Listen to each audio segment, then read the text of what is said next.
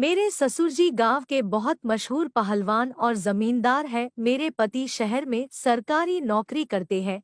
जब मेरी शादी हुई तो मेरे पति ने 1 महीने की छुट्टी ली थी और जब तक वो यहाँ मेरे पास गांव में रहते थे तब मेरी रोज लेते थे। फिर जब उनकी छुट्टी खत्म हुई तो वो मुझे यहाँ गांव में ही छोड़कर चले गए। वे बस रविवार को ही गांव आते और मेरी लेते थे। क्योंकि मुझे अभी जवानी आई ही थी तो मुझे करवाने का मन तो बहुत होता है, पर मैं कुछ कर नहीं पाती। अपनी उंगलियों से अपने आप को शांत कर रह जाती हूँ। मेरे ससुर हिम्मत सिंह रोज कसरत करते थे। एक बार मेरी नजर उन पर पड़ी जब वो कसरत कर रहे थे। उन्होंने एक धोती पहन रखी थी, बनियान भी नहीं पहनी थी और वो कसरत कर रहे थे। उनका कड़ा बदन और उस पर उनका पसीना उनके बदन को और आकर्षक बना रहा था। उस दिन से मेरी नजर मेरे ससुर जी पर डगमगा गई। रात में अब मैं ससुर जी के बारे में सोचने लगी थी। एक रात मुझे नींद नहीं आ रही थी तो मैं छत पर टहलने के लिए निकल गई। मेरा कमरा नीचे था और ऊपर मेरे सास ससुर का कमरा था। जब मैं अपने सास ससुर के कमरे के पास से गुजरी तो उनके कमरे से कुछ आवाज आई। खिड़की से अंदर को झांक कर देखा तो पाया कि ससुर जी सासू जी की ले रहे थे। दोनों पूरे बिना कपड़े के थे। मैं ससुर जी का तो सही से देख नहीं पा रही थी, पर जैसे सासू जी जोर से आवाजें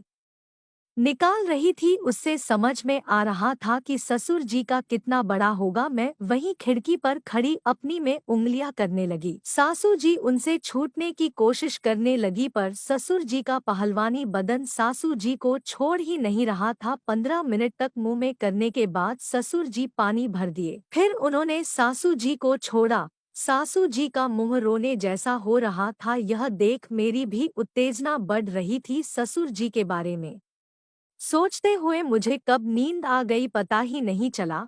सुबह मैं उठकर ससुर जी को पटाने के प्लान बनाने लगी। मैंने अपनी रात वाली चड्डी बाथरूम में ही छोड़ दी क्योंकि मुझे पता था मेरे नहाने के बाद ससुर जी भी नहाने आएंगे। ससुर जी के बाथरूम से निकलने के बाद मैं वापस बाथरूम में गई और मैंने वही पाया जो मैंने सोचा था। मेरे ससुर जी रोज शाम को हमारे नौकर से अपने बदन की मालिश करवाते थे, पर मैंने आज नौकर को किसी काम से बाहर भेज दिया था। जब ससुर जी कसरत करके लौटे और नौकर को नहीं पाया तो गुस्सा होने लगे। तो मैं ससुर जी के पास गई और बोली, क्या हुआ ससुर जी, आप इतना गुस्सा क्यों हो रहे हो? बहू, जब तुम्हें पता है कि रोज कसरत करने के बाद मैं नौकर से अपनी मालिश करवाता हूँ तो तुमने उसे क्यों भेजा? माफ कीजिएगा ससुर जी, पर आप चाहे तो मैं आपकी मालिश कर दूं। पहले तो ससुर जी ने थोड़ा सोचा, फिर बाद में हाँ कर दी। मैं मालिश करती हुई, ससुर जी क्या मैं आपसे कुछ पूछ सकती हूँ? हाँ बहू पूछो, क्या पूछना है तुम्हें?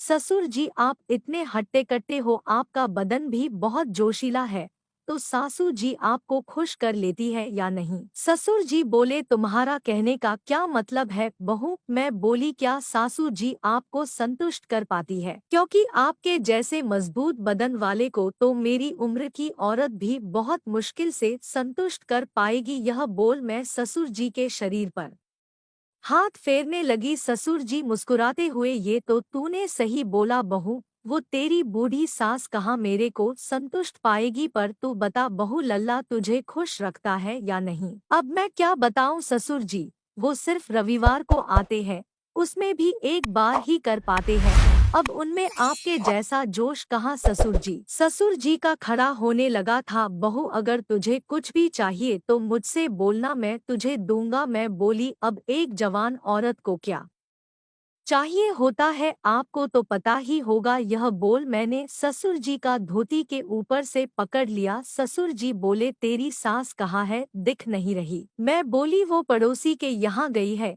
यह सुन ससुर जी ने अपने मजबूत हाथों से मुझे पकड़ा और मुझे अपने पास ले आए और मुझे चूमने लगे। मैं भी उनका साथ दे रही थी। उसके बाद वो मुझे 1 घंटे से रगड़ रगड़ कर मदहोश कर दिया। मैं ससुर जी से बोली, अब और मत तड़पाइए। लेकिन ससुर जी बिल्कुल भी मान नहीं रहे थे। कमरे का दरवाजा खोला तो बाहर सासू जी खड़ी थी। वो मुझे इस हालत में देख समझ चुकी थी कि रात भर क्या हुआ होगा। उनकी आंखों से आंसू आने लगे और मुंह नीचे करके रसोई में चली गई। ससुर जी भी अपने रूम में चले गए। दिन में जब ससुर जी बाहर गए तो सासू जी मेरे पास आई और बोली, बहू जो भी घर में हो रहा है बहुत गलत हो रहा है।